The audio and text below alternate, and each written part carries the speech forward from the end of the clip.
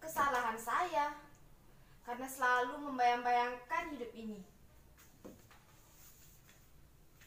Saya tahu, memang sering kau ngomong, bahkan terlalu sering. Hidup ini bukan untuk dibayang-bayangkan. Hidup ini bukan untuk diimpikan. Hidup ini untuk dijalani, untuk disaksikan, dirasakan, dan dilihat dengan mata. Ya, tapi itu urusan saya. Kau dengar, congek? Tak ada seorang pun yang bisa melarang saya untuk berhenti mengingat dan membayang-bayangkan bekas-bekas pacar saya. Tidak juga atas kau. Tidak ada hakmu untuk melarang saya melamunkan hidung si Beni yang brewok itu. Ya, saya tahu itu hak orang, hak asasi manusia, tapi tidak atas duniaku.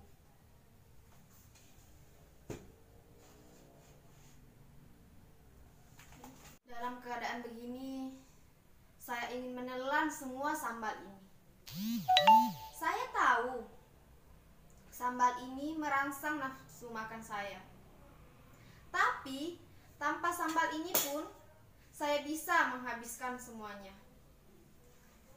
Nasib ya nasib. Tiap saat selalu ada sambal di meja ini. Tiap saat, tiap hari. Bahkan hanya satu kali dalam 2 tahun semenjak saya menjadi istrinya, saya makan agak lumayan. Sekitar 2-3 hari. Itu tahun pertama saya seranjang dengan laki-laki itu. Maksud saya, Mas Broto, melihat tempe hanya 5 kerat, 5 keratnya lagi saya simpan untuk nanti malam. Sayur bening, daun bayam, masih lumayan kalau tanggal 20. Makan daun singkong bukan mustahil. Dia mengajar dari pagi sampai siang, siang sampai sore. Lalu malamnya terpaksa dia gunakan untuk kursus, untuk beranjak dari nasib buruk ini. Dulu saya bayangkan betapa bahagianya hidup ini. Betapa bahagianya bangun pagi-pagi menyiapkan sarapan, menunggu dengan berdebar-debar kedatangan suami dari mengajar. Makan siang bersama Mas Broto, mandi bersama Mas Broto, dan tidur dalam pelukan Mas Broto.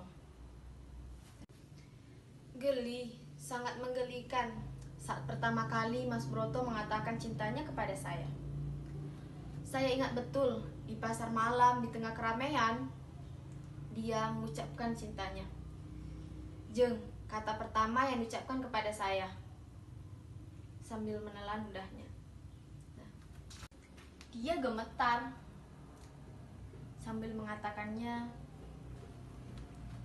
Jeng, kamu sangat manis.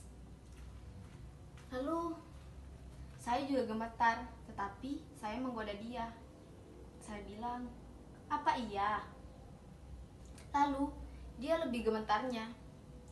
Itulah kesalahan saya. Andai dulu saya tidak membayang-bayangkan kehidupan ini, mungkin saya tidak akan mengomel. Saya akan dengan tenang menunggunya di siang ini. Tetapi karena saya selalu membayangkan betapa indahnya makan siang bersama dia, oleh karena itu saya selalu kecewa setiap kali melihat sambal ini.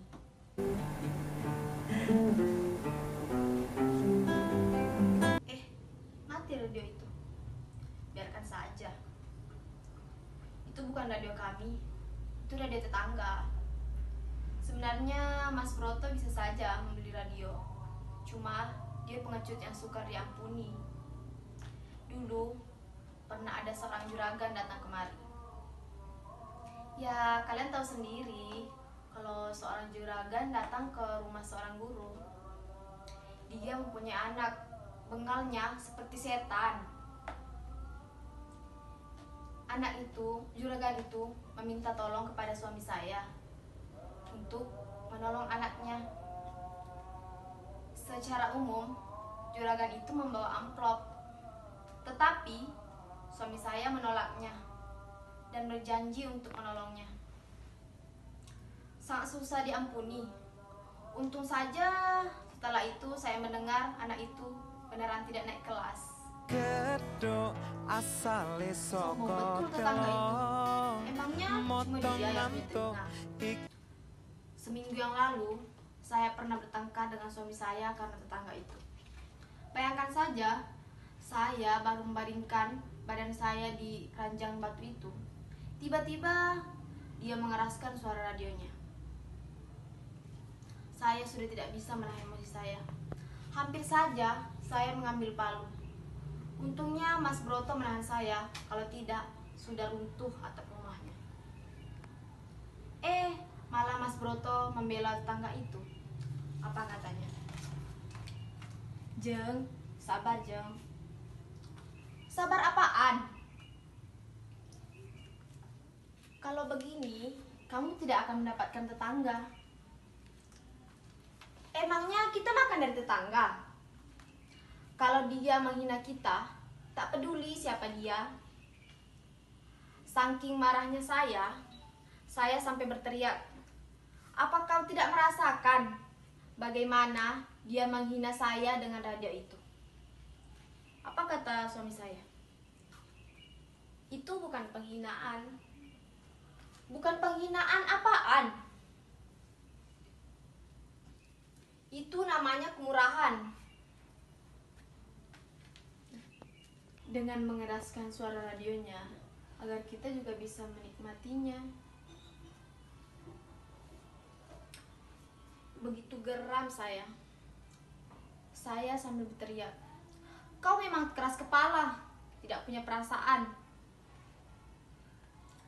Kau tidak merasakan bagaimana dia menghina saya dengan baju-baju barunya. Bahkan saat dia memakai gigi emas, dia selalu bertengger di jendelanya."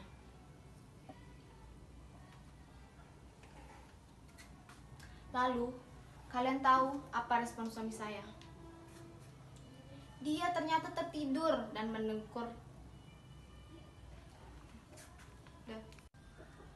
Kalau sedang kalut begini, saya selalu membayangkan untuk pergi dari sini. Dulu saya membayangkan saya bisa tidur nyaman bersama Mas Broto. Tapi sekarang kenyataannya saya seperti tidur di atas terali bersama harimau. Dia buas, tetapi juga seperti cacing, lekas gugup dan tidak bertenaga seperti orang yang sakit-sakitan. Sudah seringkali potret di dalam album itu saya ludahi saat dia tak ada. Dulu saat berpacaran dengan Mas Benny Brewok itu, saya seringkali mengirim pesan-pesan lewat radio. Saat hari Kamis, telinga saya rekatkan pada radio. Pada saat penyiar mengatakan, "Lagu ini dipinta oleh Mas Benny Sungkowo untuk Prita Kartika dengan ucapan, 'Kapan kita berenang lagi?'" Mas Benny adalah laki-laki yang tinggi dan brewok. Kata teman saya, sekarang dia masuk tentara. Pangkatnya kopral kalau tidak salah. Saya bayangkan betapa anggunnya. Duduk di atas motor dengan seorang tentara yang gagah.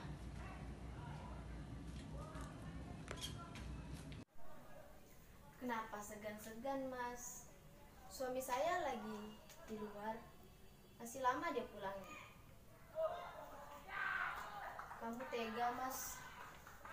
Kenapa kamu tidak merebut saya dari Mas Broto? Kukira dulu kau mencintai saya. Kukira dulu kau mencintai Prita, tapi tidak. Kau pasti membenci saya. Kau tega, Mas, membuat saya makan sambal tiap hari. makan sayur bayam tiap hari. Kau tega membuat saya makan daun singkong tiap tanggal 20 tiap bulannya. Bahkan kau tega membuat saya dihina dengan tetangga bergigi emas itu. Kau tega membuat saya hidup dengan harimau bertenaga cacing itu. Kau tega, Mas. Alangkah indahnya ya, bukan hanya di surga, tetapi di dunia kita juga bersama. Oh, saya jadi ingat cerita wayang di mana Noroyowono membawa lari Dewi Rukmini. Minggat ke Jakarta, Mas. Oh, Kresnoku. Rumah dan pakaian yang mewah, meja makan yang penuh dengan makanan lezat, ranjang yang penuh dengan wangian. Nikmatnya. Kenapa harus bulan depan? Apa kau masih tega melihat saya makan sayur bayam tiap bulannya? Kenapa kau diam saja, Mas? Aku memang bawang putih yang malang itu. Kok masih diam? Saya sungguh tidak mengerti apa yang ada di balik tubuhmu yang besar dan tegap itu. Kesal sekali saya. Ya, betul. Oh, senang sekali saya.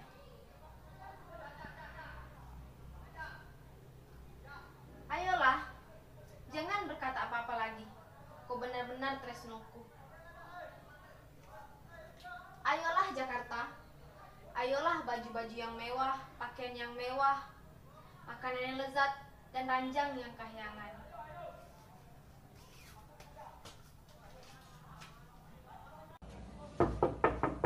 Mas Beni, ya Tuhan, mungkin kalian mengerti kalau itu adalah suami saya. Salah saya karena selalu membayang-bayangkan hidup ini. Tapi saya yakin semua orang seperti saya pasti pernah memikirkan hal itu. Tetapi sebagai istri yang baik, saya akan menghapus air mata ini seolah-olah saya tak pernah menangis.